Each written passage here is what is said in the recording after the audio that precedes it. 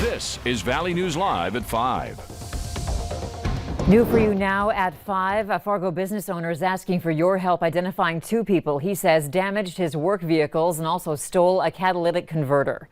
Take a look at this video. The owner of Solo Drywall off of 53rd Avenue South in Fargo shared this video with us. The owner says early this morning these two people took his catalytic converter and in the process also cut his antifreeze line. A second video shows a white SUV driving away. Fargo police say this video has also been sent to them, and if you have any information, please give them a call. Another worker at Solo Drywall says that 3 out of the 5 vehicles parked on the other side of the building were also hit. Unfortunately, the shop doesn't have cameras on that side of the building to prove it. Meanwhile, people living in the Washington and Ben Franklin neighborhoods in Fargo are posting on Nextdoor that someone was caught on video stealing their Ring doorbell camera. The post says the person you see in this video was caught trying to get inside their neighbor's vehicle. When they failed and started leaving, they noticed the cameras and ripped them out. If you know who that person is, you're asked to call Fargo police. Are we still living the good life as far as the weather's concerned? I mean, mid-20s, not so bad. Hutch, what do you think about that? And tonight's forecast?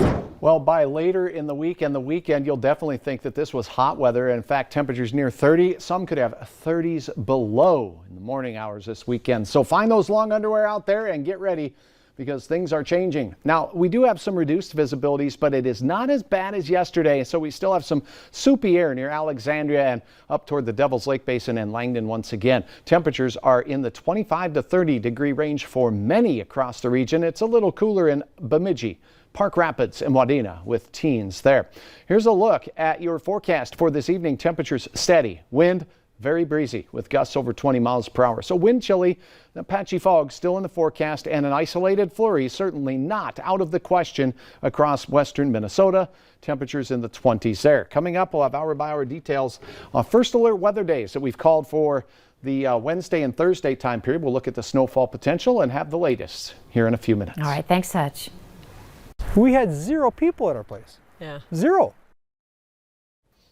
Paul and Karen Colson live on the northwest angle of Minnesota, and for 10 months, the Colsons were cut off from the rest of the state when the Canadian border closed because of the COVID-19 pandemic. Now a 22-mile ice road has been built to help bring life back to the angle. We'll have that full story tonight on Valley News Live at 6. A suspect in a Fargo shooting is still on the loose. The shooting happened at the Arbors apartment complex. 21-year-old Oliver Ty has been charged with attempted murder along with other crimes in connection with the January 24th shooting. If you have any information on Ty's whereabouts, please call police immediately. Ty is considered armed and dangerous, so officers are urging you not to approach him. The search continues for a missing elderly man from the Devil's Lake area.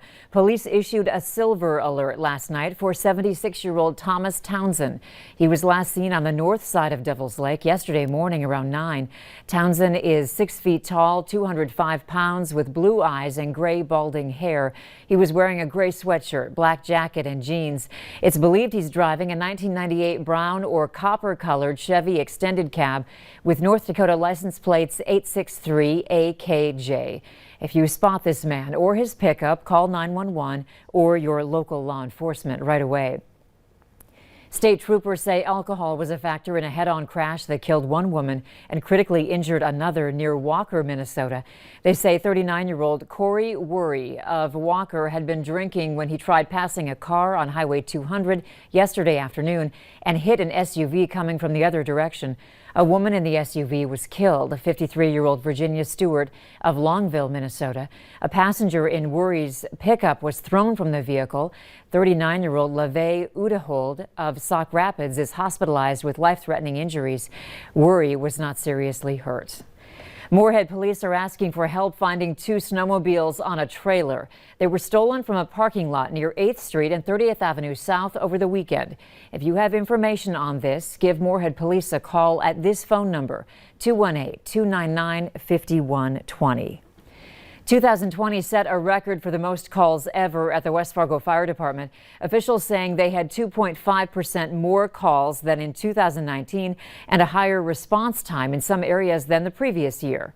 Valley News Team's Callie Hubbard is live in studio to explain. Callie?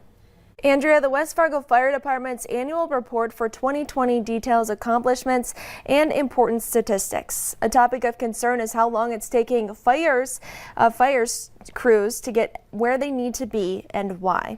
Now, Fire Chief Dan Fuller says response times were fairly close between 2019 and 2020, but they divided the city into 6 different planning zones. The 2019 report said it took around 6 minutes and 30 seconds for the first unit to get from the fire station on 1st Street to anywhere north of I-94 and south of Main Avenue East for a medical emergency and fire. Now, in 2020, the response time took longer, 7 minutes and 18 seconds to get to a fire and 6 minutes and 43 seconds to get to a medical emergency. The fire chief saying the new fire department headquarters behind Menards on 13th Avenue will be a solution for fire crews to get to your home quicker. We have one fire station with just one full-time crew. So every time that station goes out to a different area, it leaves that planning zone unprotected. There isn't a fire truck in that zone already. On Valley News Live at 6, I'll have more on why the department says the 2021 year will be the busiest year yet, and if construction has anything to do with response times. Andrea? All right. Thanks, Callie. The total cost of the new department is $10 million and will be funded using a capital improvement sales tax. The department says it's also pursuing federal grants to offset the cost. Authorities say 2 FBI agents are dead and 3 more are wounded, and a suspect is dead after an early morning shooting in South Florida. Officers were executing a federal court-ordered search warrant in a case involving child pornography and violent crimes against children at an apartment building near Fort Lauderdale. 3 other FBI agents were shot and wounded. 2 are hospitalized in stable condition. The 3rd agent did not require hospitalization. The suspect is dead. No more off-camera private conversations at crime scenes, according to a new Minneapolis police body camera policy. On Monday, city and police department officials announced the new policy, which prohibits officers from turning off their body-worn cameras to have private conversations while responding to calls. The policy is in response to loud and constant calls worldwide for police reform following the death of George Floyd. Officers who violate the policy face anywhere from a 40-hour suspension to termination. A divided Minnesota Court of Appeals has upheld a former Minneapolis police officer's murder conviction in the 2017 shooting death of an unarmed Australian woman who had dialed 911. Mohammed Noor is serving 12 years in the death of Justine Rustic-Damond, who was shot once in the stomach when she approached his patrol car in the alley behind her home. The appeals court ruled 2-1 to uphold the conviction, with one judge saying he would have reversed Noor's murder conviction and sent his case for sentencing on the lesser manslaughter charge. As Sanford continues providing its vaccination doses through its new vaccination center, their vice president and medical officer has an update on how it's all going.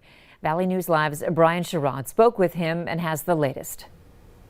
As I spoke with Dr. Doug Griffin, he tells me that the vaccination center continues to make administering doses efficient with non-existent long lines because of the authorization of appointments. Now, Dr. Griffin says Sanford has received over 400 doses this week. The expectation of next week is between 1,300 to 1,400 doses.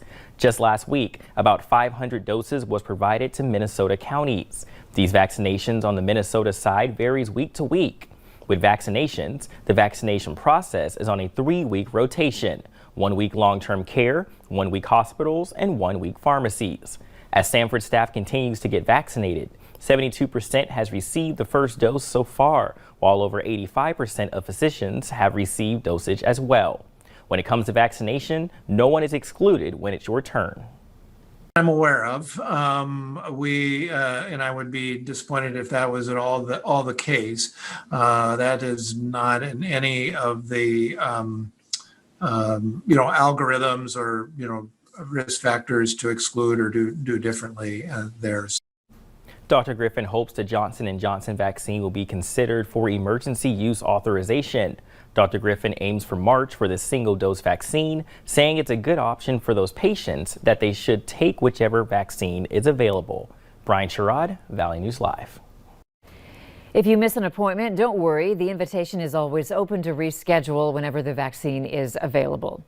Today, President Joe Biden's administration announced that it's expanding access to COVID-19 vaccines, freeing up more doses for states and beginning to distribute them to retail pharmacies next week.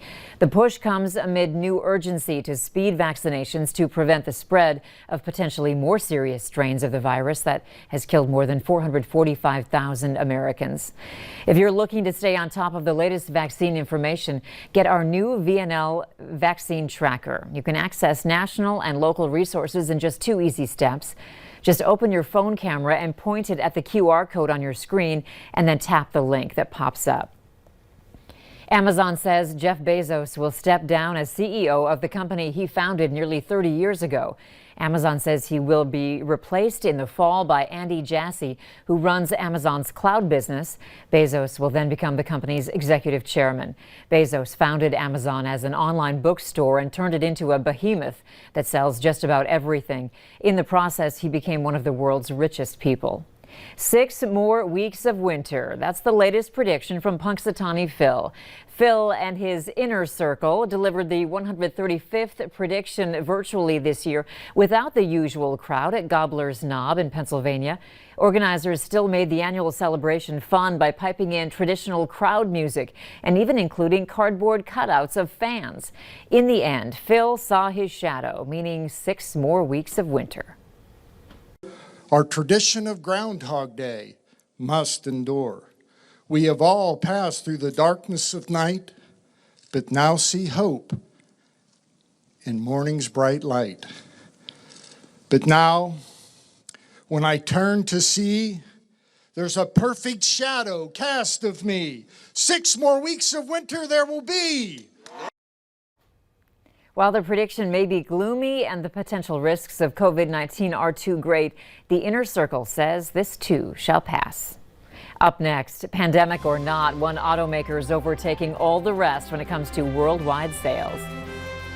Furry prognostication or not, it does look like some wintry weather is returning to the valley. It's been a gray day here in the valley, but temperatures are nice compared to where we are heading.